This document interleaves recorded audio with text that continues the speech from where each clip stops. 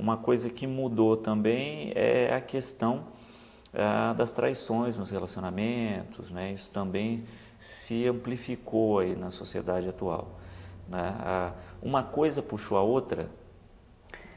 Olha, voltando então à transição do modelo patriarcal para o atual. No patriarcado, então, até considerando aquela questão de que a sexualidade feminina era reprimida, a gente diz que a mulher patriarcal ela tinha que escolher ou a honra ou o prazer. Se ela quisesse a honra, ela tinha que abrir mão do prazer sexual. Se ela quisesse o prazer, ela abriria mão da honra. Então, a mulher patriarcal, ela vive essa divisão entre a honra e o prazer. Ou ela ia ser a santa mãe de família, ou ela ia ser logo a prostituta. Uma das tarefas do terceiro milênio é a comunhão dos opostos dentro de cada um de nós. Então, os homens precisam comungar racionalidade com emocionalidade, as mulheres precisam comungar emocionalidade com a racionalidade, com a sexualidade. Essa comunhão é uma tarefa do terceiro milênio.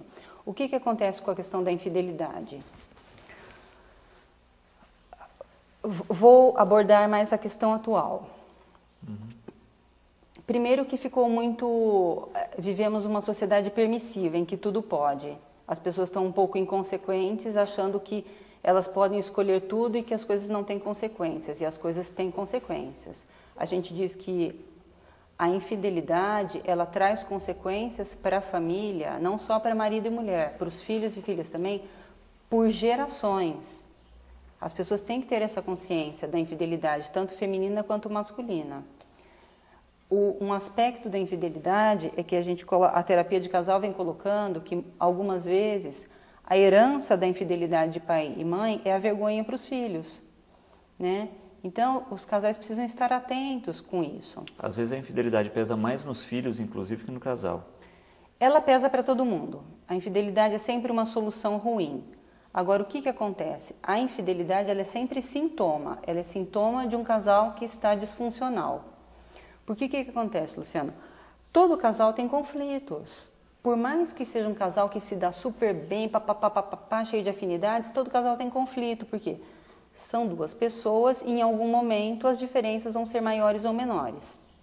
Essas diferenças precisam ser negociadas dentro da relação.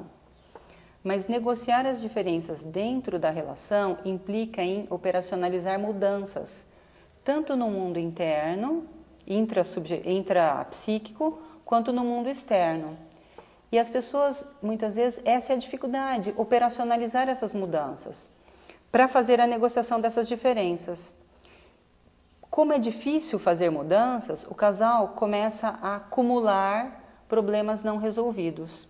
Chega uma hora que o nível de tensão na relação está tão alto que vai acumulando pólvora, a tensão relacional. Uma hora o termômetro da tensão está tão alto que ou a relação explode ou aquilo tem que vazar para algum lugar.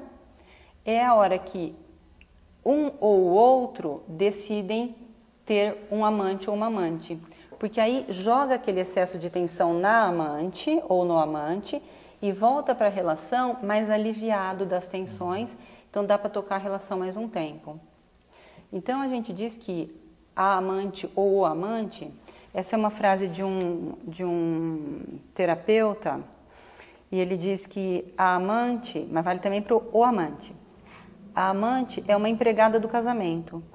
Quando ela quer passar de empregada a patroa, ela é demitida. Por quê? A função social dos amantes ou das amantes é estabilizar casamentos instáveis. Apenas isso. Sem dúvida.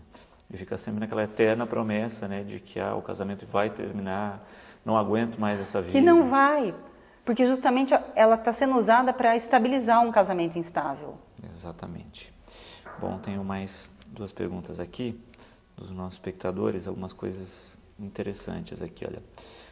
O Nivaldo, né? No caso da separação de um casal, os filhos ficam às vezes com o pai, outras vezes com a mãe, né? E os problemas íntimos do casal nesse momento são passados para os filhos, né? Tem pais que durante a separação, infelizmente, agem dessa maneira, né? como o outro que não ficou com a guarda deve agir, né? Porque muitas vezes quem fica com a guarda despeja todo o seu emocional em cima dos filhos, ou até muitas vezes no momento de visitas, né? Como é que se trata essa questão, né? Como reagir nesse sentido? Tá. Os pais não têm o direito de jogar os problemas conjugais um com o outro sobre os filhos. Primeiro, porque é um assunto que não pertence a eles. Segundo, porque esse material das queixas de pai e mãe é um material muito indigesto para os filhos. Nesse mesmo lugar da amante, às vezes entram os filhos, que é o que a gente chama de triangular com os filhos ou triangular com a amante. Mesmo casais casados e também casais separados, eles pegam esse excesso de tensão da relação, dos conflitos não resolvidos dentro do casamento e jogam num terceiro. O terceiro, o primeiro da fila a ser essa pessoa que vira o lixo do casal, o lixo desse material do casal, são os filhos, porque quem está mais perto. Então é uma maneira que o casal usa de não resolver os conflitos com o cônjuge. Isso não deve ser feito sob hipótese alguma. Havia um hábito muito ruim das mulheres atacarem as mães atacarem os pais quando da separação. Então elas colocavam a versão delas, omitindo os detalhes dessa dinâmica conjugal que levou à crise, dando uma versão pessoal, e colocando os filhos contra o pai. A própria legislação tem questionado isso, né? Exatamente. E eu acho que até um ponto mesmo que deveria se discutir, inclusive na guarda desses filhos. Né? Porque o dano psicológico gerado nesse sentido realmente é... Os filhos não devem ser usados para resolver os problemas do casal sob hipótese alguma. E isso é muito indigesto para os filhos. Um outro aspecto interessante do mau uso dos filhos no casal é quando o casal usa os filhos para colar o casamento. Tudo é justificado, né?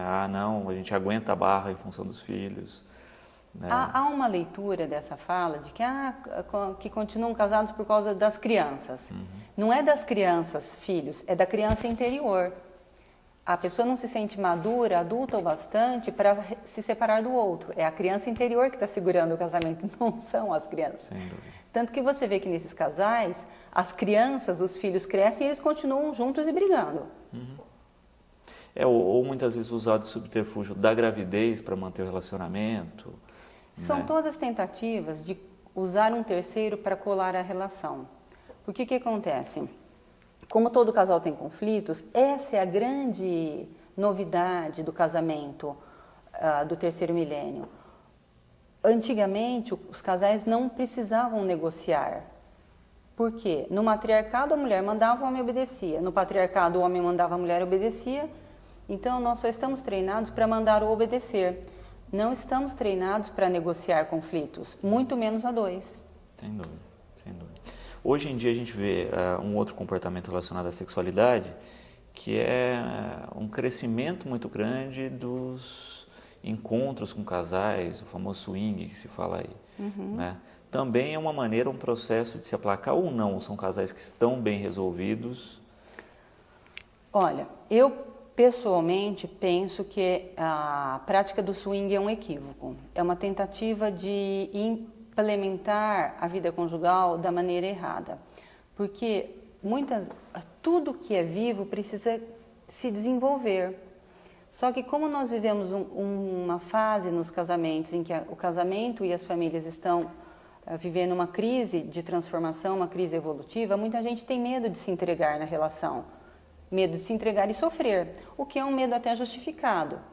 O medo, mas a solução para esse medo é que é errada, quando ela é esse tipo de solução, de swing, de ter amantes e tudo mais. Porque isso não resolve os problemas conjugais e ainda cria outros problemas. O que eu vejo nessa situação do swing é assim: precisaria o casal aprofundar a relação para ir encontrando prazer na relação em níveis cada vez mais profundos. Mas como o casal não faz esse aprofundamento, a relação vai ficando pobre. Para tentar enriquecer a relação, eles começam com essas ideias de swing, de não sei o que lá. Isso você fazer intervenção no lugar errado. Começa a ser uma muleta aí para o relacionamento. Isso, para dar uma graça para a relação que vem de fora para dentro. Não vai ter, isso não vai abastecer nunca, porque a graça tem que vir de dentro para fora. Perfeito. A Cláudia, ela disse que foi traída, nunca colocou os filhos contra o pai, porém, ela achou que eles deviam estar cientes da situação, né? A briga era entre ela e o marido, porém, ela quis que os filhos ficassem cientes dos motivos dessa briga, né? Para que a família estivesse unida, saber lidar com essa situação. Mas como é que a gente carrega isso, né? Até que ponto dosar? Eu acho difícil isso, né? Eu estou com um rasgo emocional, né? Como é que eu doso isso na quantidade certa e coloco isso como informação e não como desabafo? É muito bem observado da sua parte. Até onde vai a informação e onde passa a ser um desabafo e um uso da criança como depositário desse lixo emocional, né? Essa é uma questão delicada, porque realmente fica uma linha muito tênue até onde vamos tornar o não dito dito e até onde os pais estão usando a criança ou as crianças para esse desabafo. Mas vou radicalizar a minha leitura. Penso que tem que ser muito cuidadosa essa questão de compartilhar essas coisas com os filhos, avaliar muito bem isso, né? Para também não estar falando para os filhos uma coisa que eles não deem conta de digerir. Você não vai dar uma cenoura crua para um nenê recém-nascido porque ele não consegue digerir. Então tem essa outra questão a ser avaliada. Até que ponto também não dar uma informação para os filhos numa idade que ainda, essa informação ainda seria muito indigesta. Tudo tem a sua maturidade e a sua hora. Às vezes até deixar por conta nesse sentido, né? Do tipo, olha, falar que a relação acabou, né? E à medida que essa criança, esse filho, busque informações e que se veja o preparo, aí sim, aos poucos esclarecer. Eu ainda questiono que, se fosse o caso de falar, precisaria falar tudo. E na terapia de casal, existe quase que uma unanimidade no seguinte: no casamento não existem vítimas e algozes, existem encaixes. Então, se um casamento vai bem, é mérito dos dois. Se ele entra em crise, a responsabilidade é dos dois. Não existe exatamente um culpado e um que é a vítima desse culpado. Então, se é para falar, a pessoa tem que ponderar. Bom, eu estou falando que fulano fez isso, então também tenho que contar onde é que eu colaborei. Porque senão os filhos ficam com uma meia versão da história. Ficam com a versão do que se vitimizou. O problema é que muitas vezes a pessoa que se vê como vítima da situação não percebe que participou da queixa, que colaborou para aquela situação. Porque a infidelidade é sempre sintoma de um casamento disfuncional.